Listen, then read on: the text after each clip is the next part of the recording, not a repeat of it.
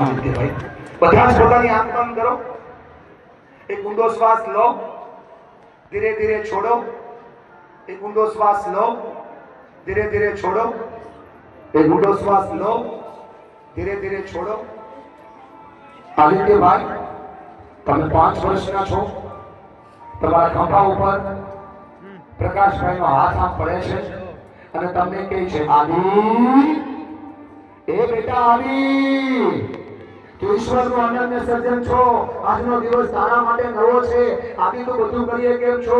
તું હોશિયાર છો, તું જીવનમાં આગળ વધનારો છો, માતા પિતાનું નામ રોશન કરનારો છો. આદિત્ય, તું બધું જ કરીએ કેમ છો? ભગવાન તારી સાથે છે. મૂંઝાતો નહીં બેટા, જીવનમાં આગળ વધજે. તું ઝીરોમાંથી હીરો થયો છો, જિંદગીમાં ખૂબ આગળ વધ્યો છો. આદિત્ય, ચિંતા ન કરતો હો, ચિંતા ન કરતો હો. તારો બાપ તારું હારે છે બેટા. તારો બાપ તારી સાથે છે બેટા. તારો બાપ તારી સાથે છે બેટા.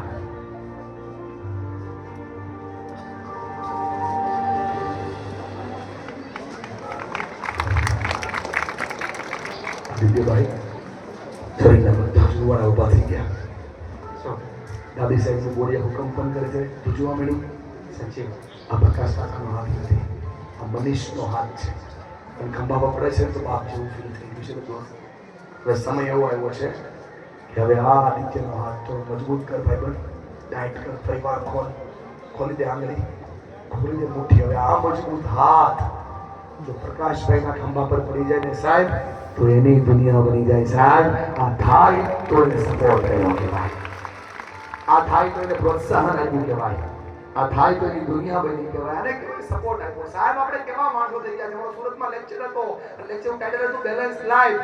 બધા એટલે સીઈઓ, મોટા મોટા ડોક્ટરો, એનજીઓ ચાલે, મોટી કંપનીના માલિકો બધા બેઠા હતા અને હું કહેતો હતો, વાત હતી, બોલે શું થશે, બોલે શું થશે. મેં કીધું એક કામ કરો, તમે પણ કરજો. ઘરે જઈ તમે લોકો તમારો મોબાઈલ ચેક કરજો. તમારા મોબાઈલનો સ્ક્રીન ટાઈમ 3 કલાકથી વધારે આવશે સાહેબ. અને જેના મોબાઈલનો સ્ક્રીન ટાઈમ 3 કલાકથી વધારે આવતો હોય, એની ઈચ્છા હોય ના હોય, એની મરજી હોય ના હોય, એને ગમતું હોય ના હોય, એને આ નિર્જીવ વસ્તુને આવી રીતે આમ 3000 વારથી 3500 વાર ટચ કરવી પડે. આપણે આ નિર્જીવ વસ્તુને રોજે 3000 વાર આમ ટચ કરીએ છીએ બેન, જાણતા અજાણતા. જેમાં જીવ નથી એને 3000 વાર અડીએ છીએ. અને ઘરે આપણા જીવતા જાગતા મા-બાપ છે, જીવતા જાગતા બાળકો છે, એને દિવસમાં 10 વાર પણ અડતા નથી. એટલે પ્રશ્નો થઈ રહ્યા છે સાહેબ. થોડો પ્રોત્સાહન ભાવ કરવો તો કામ થઈ જાય, એને સપોર્ટ આપો તો કામ થઈ જાય. રાજકોટના એક નાનકડા અમથા હોસ્પિટલની અંદર એક બાળકનો જન્મ થાય, પ્રોત્સાહન કોને કહેવાય સાહેબ? સપોર્ટ કોને કહેવાય? તમારો બાળક અઘરામાં પરિસ્થિતિમાં બેઠું હોય, એને કાંઈ દેખાય નહીં, એ આંખ બંધ કરે અને સૌથી પહેલા માં ને બાપ દેખાઈ જાય તો એને સપોર્ટ એવો કહેવાય. સહકારની જરૂર છે સાહેબ. અત્યારે આ સમય અત્યારે એવો આવી ગયો છે. ડોક્ટર બોલાવીને કે આ બાળકને કાન નથી, આ બાળકને આંખ નથી, આ બાળકને તાળવું નથી, આ બાળકના હોઠ બરાબર નથી, આ બાળકના લંગ્સ બરાબર નથી, આ બાળકમાં કઈ બરાબર નથી, આને ઇન્જેક્શન આપીને શાંત કરો. દાદા તમારી જેવા હશે. અરે કીધું, બાપા શું કહો છો? બોલે આમાં કઈ છે નહીં, આ બાળકમાં શાંત કરો. બોલે અમારા ઘરે આવ્યું છે ને, આખી દુનિયામાંથી એને અમારા ઘરનું સિલેક્શન કર્યું ને. બોલે આ વેસ્ટ છે, વેસ્ટ. દાદાએ કીધું, તમારા માટે જે વેસ્ટ છે ને એ અમારા માટે બેસ્ટ છે. આનું નામ ઉત્તમ પાડીશ. ઉત્તમ, ઉત્તમ એટલે શ્રેષ્ઠ. બધા ઓપરેશન્સ થયા. આ છોકરો છે ને આંખે દેખતો ના થયો, આંખે ના જોઈ શક્યો, પણ એ નોર્મલ બાળકોની હારે જ ભણ્યો. 7 વર્ષની ઉંમરે ભગવદ્ ગીતાના શ્લોકો શીખી ગયો અને 12 વર્ષની ઉંમરે મ્યુઝિકના 3 ઇન્સ્ટ્રુમેન્ટ શીખી ગયો. આ દાદા એને માંગણીએ લઈને મંદિરે લઈ જાય તો પૂજારી ખીજાય કે આને શું લઈને આવો છો? પડે છે, લોયા પડે છે. આ ના લાવતા હોય તો આને ક્યાં ભગવાન દેખાય છે? દાદા ધીમે રહીને કે આને ભગવાન નથી દેખાતા, ભગવાનને તો દેખાય છે ને યાર. આ તમારા બાળક માટે કહું છું, માં ઊર્જા ભરો. આ છોકરાની ઉંમર આજે 24 વર્ષની છે સાહેબ. આ છોકરાનું નામ છે ઉત્તમ મારું. સંસ્કૃત યુનિવર્સિટીનો બ્રાન્ડ એમ્બેસેડર છે. તમારે ભગવદ્ ગીતામાંથી શ્લોકમાંથી એક શબ્દ બોલો દાદા, શબ્દ. આ છોકરો તમને એનો અર્થ કરીને શ્લોક કરીને કરે છે. આના ઉપર લોકો અત્યારે પીએચડી કરી રહ્યા છે.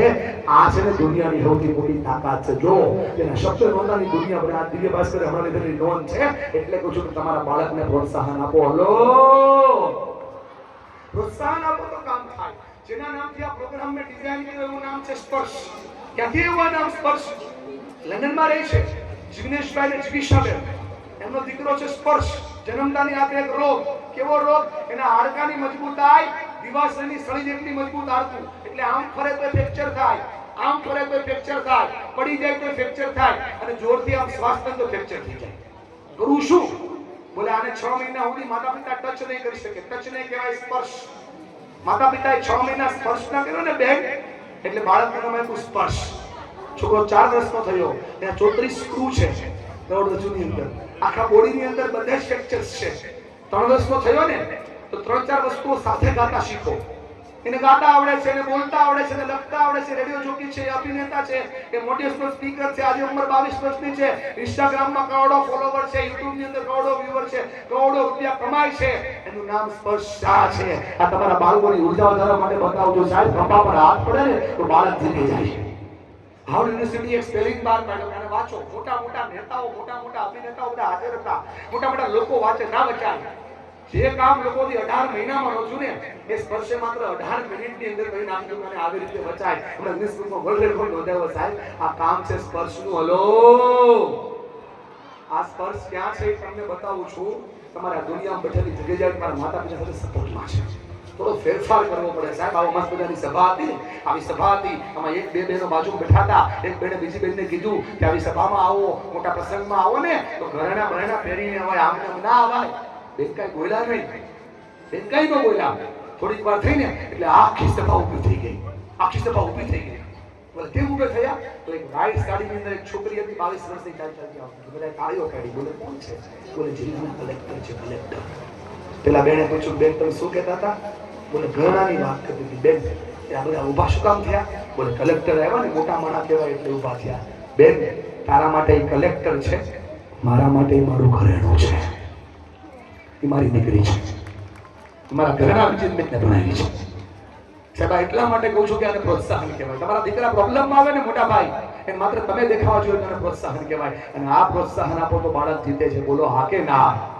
થોડો ફેરફાર કરવો પડે સાહેબ. શિક્ષણ પછીનો મુદ્દો સંસ્કાર છે, એ હાર્ટ ટચિંગ થી જ આવે, શીખવાડવાથી જ આવે.